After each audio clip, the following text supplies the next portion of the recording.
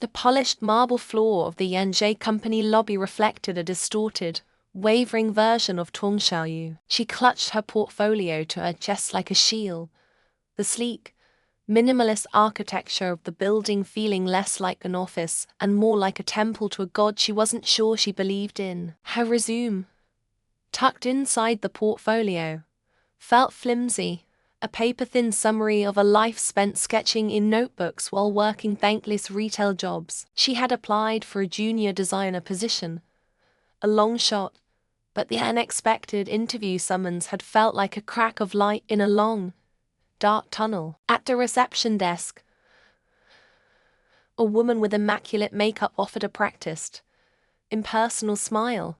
Name, Tong Xiaoyu. I have an interview for a designer position. The receptionist's fingers clicked over her keyboard. Her smile tightened. I see your name, but there is no position specified. Please wait over there. She gestured vaguely toward a leather bench that looked more expensive than Xiaoyu's entire wardrobe. The uncertainty was a cold knot in her stomach. She sat, placing her portfolio carefully beside her, an awkward guest at a party she hadn't been invited to. Xiaoyu, is that really you? The voice was sickly sweet, a familiar sound that made the hairs on her arms stand out. Wu Meng, her old high school classmate, stood before her, dressed in a sharp, tailored suit that screamed ambition. Her perfectly curled hair bounced as she feigned surprise, her eyes scanning Xiaoyu's simple cotton dress with barely concealed disdain. Meng, Xiaoyu managed, forcing a smile. What are you doing here? Wu Meng's voice was a stage whisper, drawing the attention of a few passing employees. Don't tell me you're applying for a job. Yanjie is, well, you know, it's the major leagues. She leaned in conspiratorially. Are you delivering a package? Before Xiaoyu could formulate a reply that wasn't laced with years of resentment, a sudden hush fell over the lobby. The rhythmic click of expensive leather shoes on marble announced an arrival. Lu Yanzi, the CEO of Yanjie, strode through the entrance. He moved with an effortless authority, his presence a gravitational force that pulled every gaze toward him. He was handsome in a severe, sculpted way, his dark suit tailored to perfection, his expression unreadable. The air itself seemed to grow thinner, charged with his energy. His eyes, sharp and intelligent, swept the room and landed directly on Xiaoyu. He walked straight toward her, ignoring Wu Meng, who had straightened up, her professional smile plastered on her face. Tong Xiaoyu, Lu Yanzi said. His voice was a low, resonant baritone that cut through the silence. Welcome to Yanjie. He extended a hand, dazed. Xiaoyu took it. A ripple of shock went through the onlookers. Wu Meng's smile froze, cracking at the edges. Lu Yanzi turned to the assembled staff, his voice now carrying across the entire floor. For everyone's information, this is Ms. Tong Xiaoyu. She will be joining us as our new chief designer. The silence that followed was deafening. Chief designer. Xiaoyu's mind went blank. It had to be a mistake, a cruel, elaborate joke. She could feel dozens of eyes on her, feel their disbelief, their judgment. Wu Meng's face had paled, her expression a toxic cocktail of shock and fury. Xiaoyu's heart hammered against her ribs, a wild bird trapped in a cage, elation wild with sheer terror. This wasn't a crack of light. It was the blinding glare of a spotlight she had never asked for. If you'll follow me, Lu Yanzi said, his tone leaving no room for argument. He guided her past the sea of stunned faces toward the design department. As they walked, hushed whispers erupted behind them. Her chief designer. Does she even have a degree? I heard she was just a clerk at a fabric store. Look at what she's wearing. Wu Meng's voice was the loudest, poisoning the air. Her portfolio was just immature copies of famous designers. I saw it in high school. Lu Yanzi either didn't hear or chose to ignore it. He led Xiaoyu to a spacious corner office with a floor-to-ceiling window overlooking the city. This is yours. He said simply, "Don't listen to them. Your work speaks for itself." But his words felt distant. In the main studio, Xiaoyu's attempts to lead the first team meeting were a disaster. The designers, most of them older and more experienced, regarded her with open skepticism. When she presented her initial concepts for the upcoming season, they were met with polite, empty stares. Wu Meng, now her subordinate, actively undermined her. "With all due respect, Chief Tong," she said, her tone dripping with false deference, "this sketch feels a bit uninspired, almost like something we'd see from a fast fashion brand." The tension was so thick it felt suffocating. It was broken only by the sudden, chaotic arrival of Lu Xingchen, Xiaoyu's eccentric roommate, who burst in carrying a container of homemade cream puffs. "Surprise, fuel for the creative genius," she announced, blissfully unaware of the hostile atmosphere. The designers took the snacks with tight smiles before turning back to their screens, leaving Shinken's cheerful offering to curdle in the silence. Later that afternoon, a sharp, commanding voice echoed from the executive wing. Through the glass wall of her new office, Xiaoyu saw a formidable woman in a severe power suit storming into Lu Yanzi's office. CEO Chen, his mother and the company's chairwoman. The door slammed shut, but the sound of her fury was unmistakable. "A handyman? You hired a glorified shop clerk to be our chief designer." CEO Chen's voice, though muffled, was sharp with rage. "Her resume is an insult. Do you know what the board will say? What our investors will think?" Xiaoyu froze, her hand hovering over a sketch pencil. She shouldn't be listening, but she couldn't move. Lu Yanzi's reply was calm but firm. "I hired talent. The designs she submitted under a pseudonym won 3 independent awards last year. Awards our own team failed to even place in. Her vision is what this company needs. Vision doesn't pay the bills. Reputation does." His mother shot back, "I want her gone. Today." There was a pause. Xiaoyu held her breath. "Give me 3 days," Lu Yanzi said, his voice steel.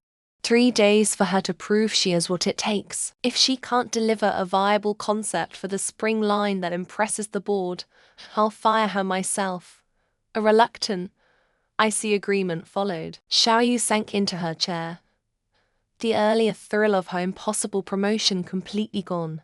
It had been replaced by the immense, crushing weight of an ultimatum. She wasn't a designer. She was a gamble.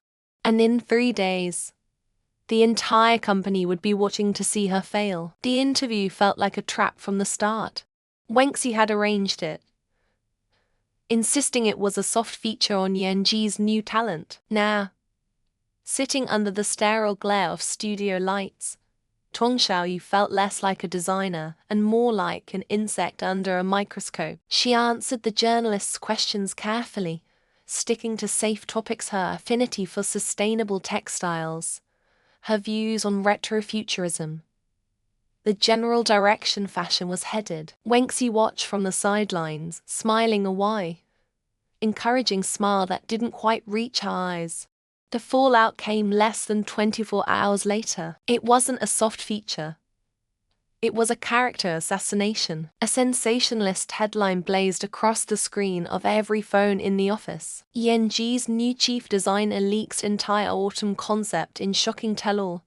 The article was a masterpiece of malicious editing. Her general comments on industry trends were twisted, presented as specific details about Yanji's proprietary autumn collection.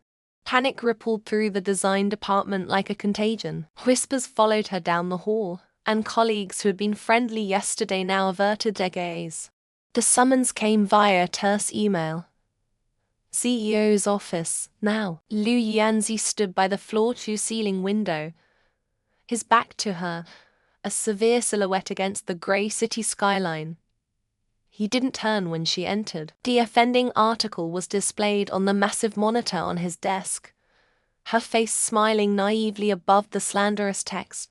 "Explain this," he said, his voice dangerously quiet. "I didn't Xiao Yu choked out, her hands trembling. I never said any of those things. Not like that. They twisted everything. She took a step forward, desperate for him to believe her. Mr. Liu, you have to know I would never. What I know, he said, finally turning to face her, his expression an unreadable mask of corporate steel, is that your words, accurately quoted or not, are currently being used to describe our unreleased collection with alarming precision.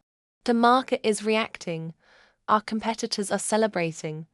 Her defense died in her throat. The interview, her words, her face, it was all there, damning her. Just then, the office door opened and CEO Chen, a senior executive with a perpetually grim expression, strode in. He barely glanced at Xiao Yu, his focus entirely on Lu Yanzi. The board is furious, Yanzi, Chen stated, his tone leaving no room for argument. Your pet project is now a liability. She has 3 days to rectify this damage. A public retraction. A statement. I don't care. Fix it. Or she's out. A new answer for the fallout. The pressure in the room became suffocating. Xiao Yu felt like she was drowning, the weight of their expectations and accusations crushing her. She stumbled out of the office in a daze, only to be ambushed in the lobby by a swarm of reporters, microphones and cameras shoved in her face. One particularly aggressive reporter badgered her, shouting, "Did you leak the designs for money, Miss Tong? Was it for a competitor?" Something inside her snapped. "Leave me alone," she cried out, her voice raw with desperation as she shoved a camera away. By evening, the short, shaky video was viral. The headline, "Disgraced designer threatens journalist." The public verdict was swift and brutal. She was no longer just incompetent. She was aggressive, unstable, guilty, overwhelmed.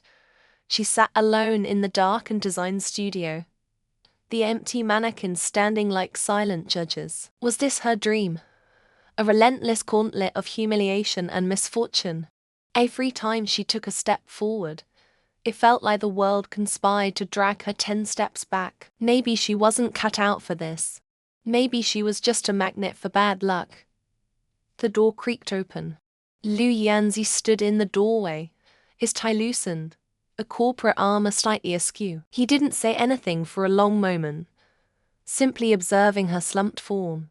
"Quitting now is the only way you truly fail," he said softly, his voice devoid of its earlier coldness. He didn't offer solutions or false comfort, only a simple, stark truth. "Don't let them take your dream away from you." He turned and left as quietly as he had appeared, leaving his words hanging in the air. His encouragement was a fragile shield against her despair. That night, she let Wenxi drag her to a nosy, neon-soaked bar. "You need to blow off some steam," Wenxi urged, sliding a potent-looking cocktail in front of her. "Don't think about it, just drink," and Xiao Yu did.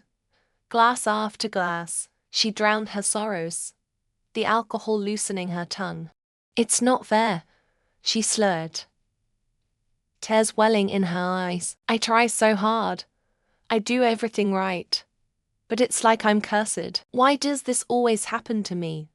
Wenxi listened with a performance of deep sympathy, her hand rubbing soothing circles on Xiao Yu's back while her eyes darted around, sharp and calculating. "I know," she cooed.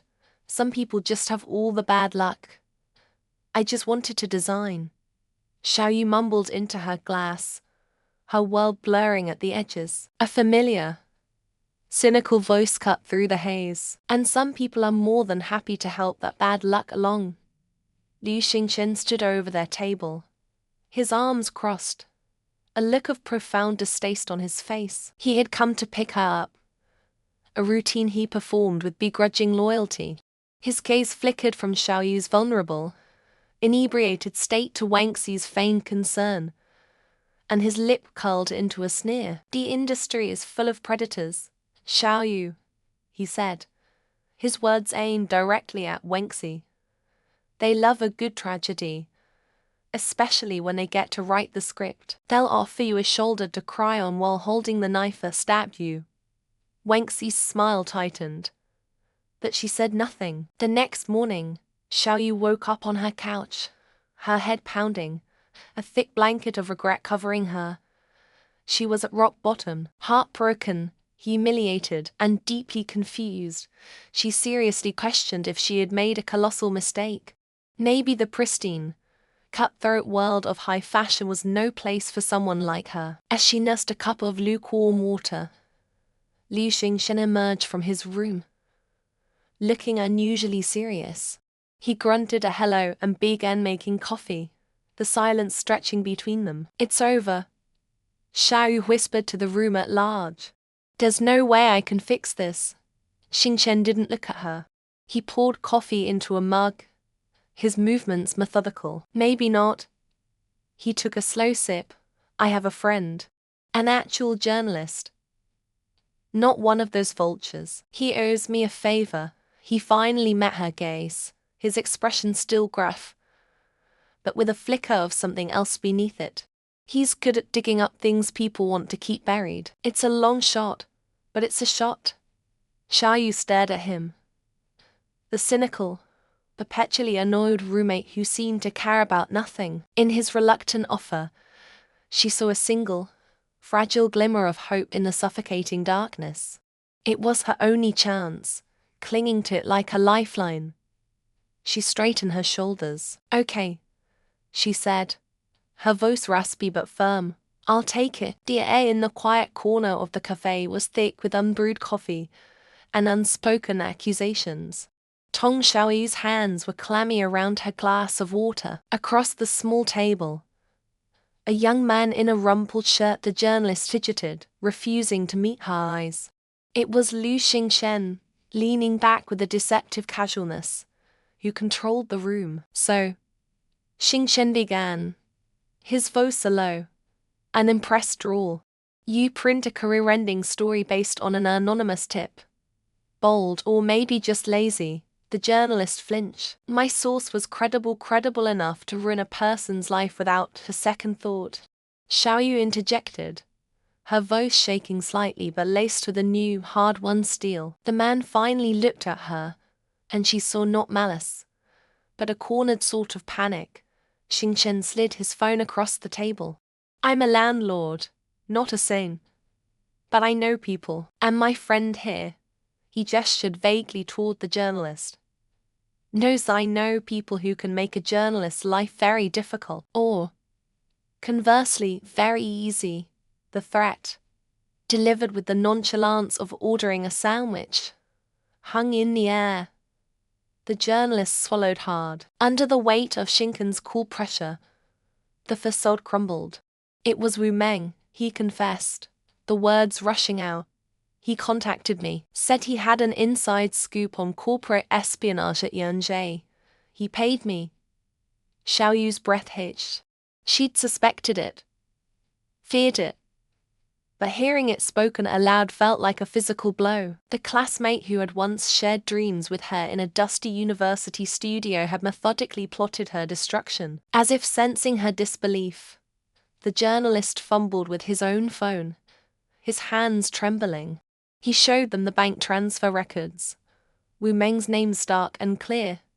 Then, he played the recording. Wu Meng's voice, slick with false concern, filled the space between them. "Just make sure it looks like she sold the designs out of desperation. Frame it as a tragic fall from grace. It's a better story that way." The sound cut off, but the words echoed in Xiaoyu's mind. A cold fury, sharp and clarifying, replaced the hurt. It wasn't just a betrayal. It was a performance. Wu Meng had directed her downfall like a cheap play. The journalist, seeing the look on her face, sent the files to Liu Xingchen's phone with a final, defeated sigh. On the walk back, Xiaoyu was silent, the city's nose a dull hum against the ringing in her ears. Xingchen broke the silence. "So, you'll leak it, ruin him right back. An eye for an eye." She looked at him, surprised. "Isn't that the point?" "The point is to win," he said, stuffing his hands in his pockets. Destroying Wu Meng is just revenge. That's a skirmish. Winning the war is proving you're a better designer than he could ever hope to be. Don't just expose him. Eclipse him. Channel this fire into your work. Make something so brilliant they can't look away.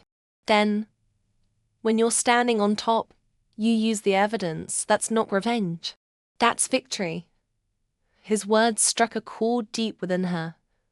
He was right. Her dream wasn't about tearing others down. It was about building something beautiful. A new resolve settled over her, cooling her anger into a focused, creative energy. She would not just clear her name, she would redefine it. The Yanjie boardroom felt like an execution chamber. The polished mahogany table reflected the grim faces of the board members. CEO Chen sat at the head, his expression like granite. Wu Meng, positioned prominently among the senior design team, looked on with an expression of deep, performative concern. This is an unprecedented breach of company trust, one designer declared, slamming his hand on the table. Tong Xiaoyu must be terminated and prosecuted to the fullest extent of the law. Wu Meng nodded gravely. It's a tragedy. She had such potential, but we must set an example. Xiaoyu stood beside the door, feeling the weight of their collective judgment. But this time, she wasn't alone. Liu Yanzi, who had been observing the proceedings in stony silence from his seat, finally moved. He didn't raise his voice. He simply stood, walked to the head of the table, and connected his phone to the room's massive display screen. Before we pass sentence, he said, his voice calm and lethal, I believe there is some context you all should be aware of. He pressed play. Wu Meng's voice, conspiratorial, cruel, filled the acoustically perfect room.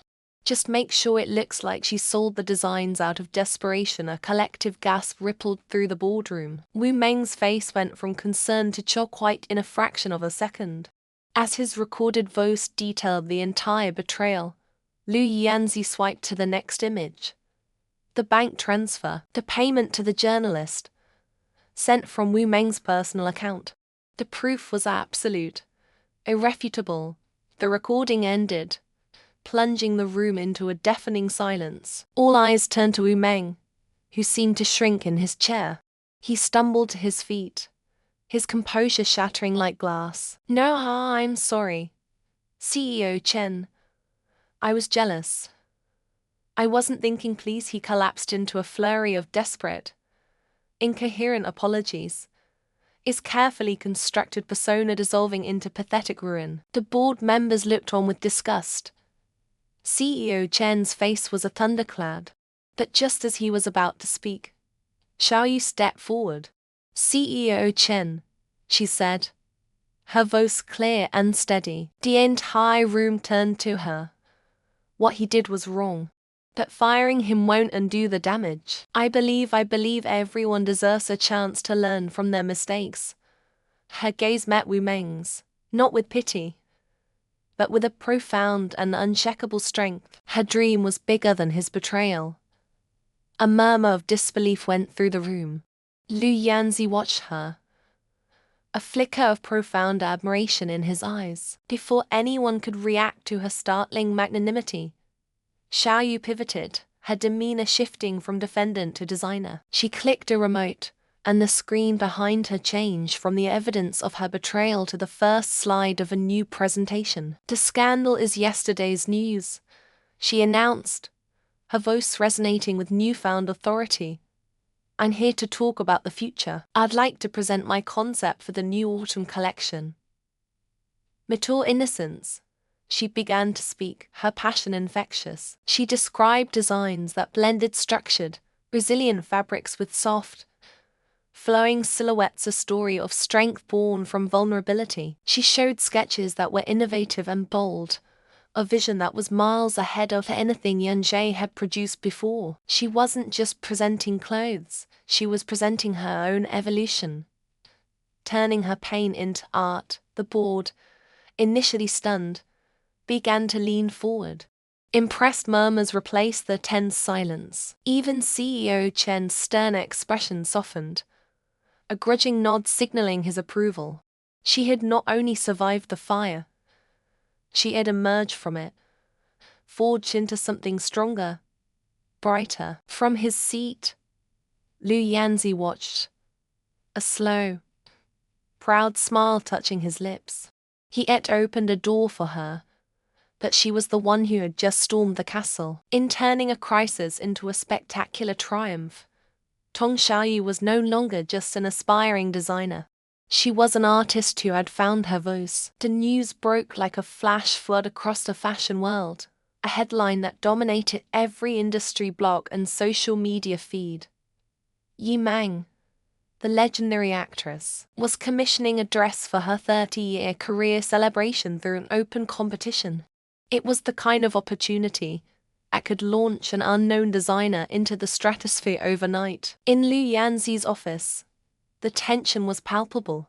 CEO Chen stood before his desk, practically vibrating with corporate ambition. Yanzi, this is our chance. We can assign our top team.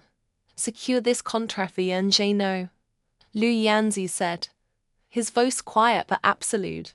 He didn't look up from the sketch he was examining one of Xiaoyu's. The selection will be internal and fair. Anyone can submit a design. But Yi Mang's team is looking for a seasoned name, not a novice. We should manage expectations. Perhaps Tong Xiaoyu could assist one of our senior designers. Liu Yanzi finally lifted his gaze, his eyes sharp and unyielding. She isn't an assistant, CEO Chen. She's the designer who will represent Yanzhi. His certainty was a wall, and Chen could only offer a stiff nod before retreating. In the days that followed, Liu Yanzi took it upon himself to become Xiaoyu's personal curator of inspiration.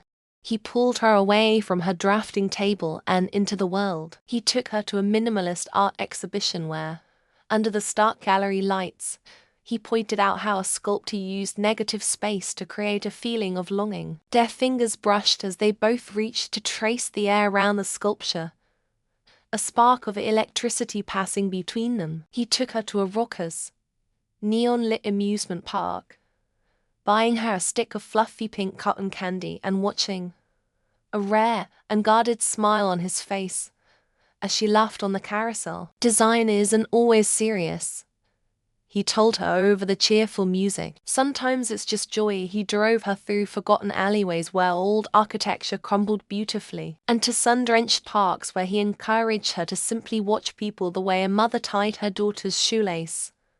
The confident stride of a businesswoman on a call, the quiet intimacy of an elderly couple sharing a bench. Don't look for dresses, he advised, his voice a low murmur beside her. Look for stories. Your best work will come from your own life, your own feelings. During a brief phone call home, Xiaoyu was braced for the usual lecture about finding a real job. Instead, her mother's tone was hesitant, almost proud. A neighbor saw your name in a fashion article online. It mentioned Yanzhi, and that CEO, Mr. Liu, seems to think very highly of you. It wasn't a declaration of support, but it was a crack in the wall of their doubt, a fissure created by the distant, echoing praise of Liu Yanzi. With every excursion, every quiet conversation, the space between them shrank. Xiaoyu found herself watching the way he'd push his glasses up his nose when deep in thought, the subtle way his expressions softened when he looked at her. He was more than a CEO, more than a mentor. He was her anchor, the unwavering presence that made her believe she could weather any storm. The Yi Mang competition was no longer just a career move, it was a promise. A chance to prove to him, to her parents, and to herself that his faith in her was not misplaced. Yet, one mystery still clung to the edges of her mind. The Nikki dress, the design that had ignited her dream, felt intrinsically linked to this new chapter of her life. And she couldn't shake the feeling that its creator, the enigmatic Myung, was a ghost whose story was intertwined with Liu Yanzi's. Our investigation was discreet, conducted in the late hours of the night. She scoured old digital archives and obscure fashion forums. But Myung had vanished after that one legendary creation. The only recurring name linked to the dress was a familiar one, Liu Xingchen, who was then a young, rising critic who had written the most poignant, soul-stirring review of the piece. She found him where he often was, nursing a glass of whiskey in a dimly lit, quiet bar that smelled of old wood and regret. She slid onto the stool next to him. "I need to ask you about Myung," she began, her voice steady despite the nervous energy thrumming through her. Liu Xingchen didn't look at her. He swirled the amber liquid in his glass. "Ancient history. No one cares about Myung anymore." "I care," she insisted, her voice softening. "That dress, Nikki, is the reason I'm a designer. Your review of it was the first time I felt like someone understood what a piece of clothing could mean. You wrote about it with such love. You knew him, didn't you?" He let out a short, bitter laugh. "You could say that. Please, Xingchen. I feel like I'm standing at a locked door and you have the key." Who was he? He finally turned to face her, his eyes shadowed and filled with a profound sadness she had never seen before. The cynical mask was gone, leaving behind a raw, exposed vulnerability. He drained his glass in one swallow, the sharp movement startlingly decisive. "There was no he," Liu Xingchen said, his voice raspy. "Myung was a name I used. It was a lifetime ago." Xiaoyu froze, her mind struggling to connect the brilliant, hopeful creator of her idolized dress with the jaded, sarcastic editor before her. "You're Myung." He nodded, looking down at his empty glass as if the answers were pulled at the bottom. "Nikki wasn't just a design. It was for my sister. Her name was Nicole, Nikki. She was going to be a dancer, and that dress was for her debut performance." His voice broke, the carefully constructed walls of his cynicism crumbling to dust. "There was an accident. She never got to wear it. After that the colors faded, the joy was gone. Drawing lines on a page felt like a lie. So, Myung died with her. I became a critic. It's easier to tear things down than it is to build them." The confession hung in the air, heavy and suffocating. Xiaoyu's image of her perfect, phantom idol shattered, replaced by the heartbreaking reality of a grieving brother who had sacrificed his own dream on an altar of pain. All his bitterness, his harsh words to her in the past, it was all a shield. "Xingchen," she started, but no words could possibly fill the chasm of his loss. A shadow fell over them. Liu Yanzi stood there, his expression unreadable. He hadn't just arrived. He had been standing in the entryway. Having heard enough, he placed a hand on Liu Xingchen's shoulder, a gesture of silent, profound solidarity. It was the gesture of a brother, not a boss. He then looked at Xiaoyu, his gaze holding not surprise, but a deep, knowing empathy. "Some stories are hard to tell," he said softly, his words meant for both of them. "And some secrets are kept out of love." In that single moment, everything clicked into place.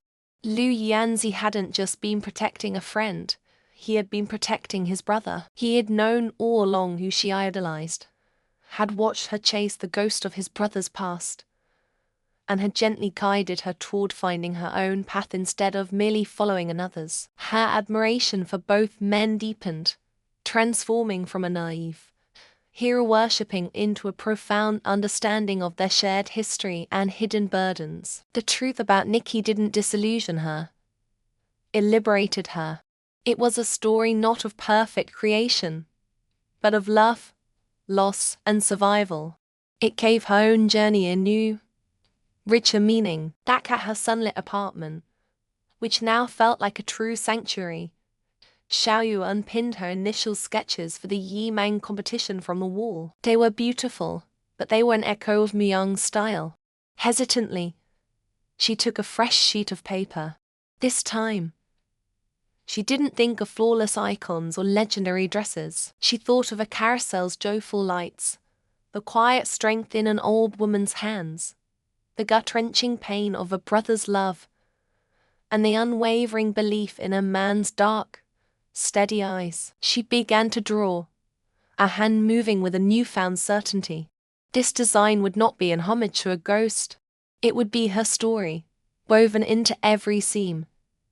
It would be a dress born of truth. The Yanjie design studio became their sanctuary, a world that shrank to the hum of the sewing machine and the scent of late-night coffee. Days bled into nights as Tong Xiaoyu and Lu Yanzi worked, their collaboration a seamless dance of creative energy. He was no longer just the CEO.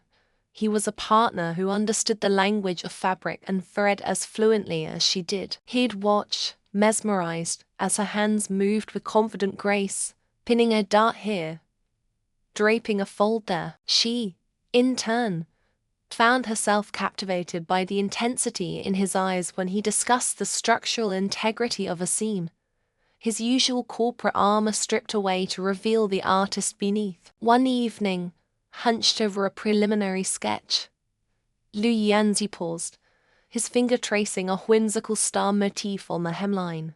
"This detail," he said softly, his voice a low murmur in the quiet room. "It reminds me of Nikki." Xiaoyu looked up, surprised. It was the name of the portfolio piece she had submitted to Yanjie, the one filled with the raw, hopeful designs of her youth. "You remember it? I never forgot it," he confessed, his gaze meeting hers. "I saw it years before I ever met you. In a studio design competition, I was judging anonymously. The industry was full of cynicism and imitation. But your work, it had a rare kind of hope. It was unapologetically joyful."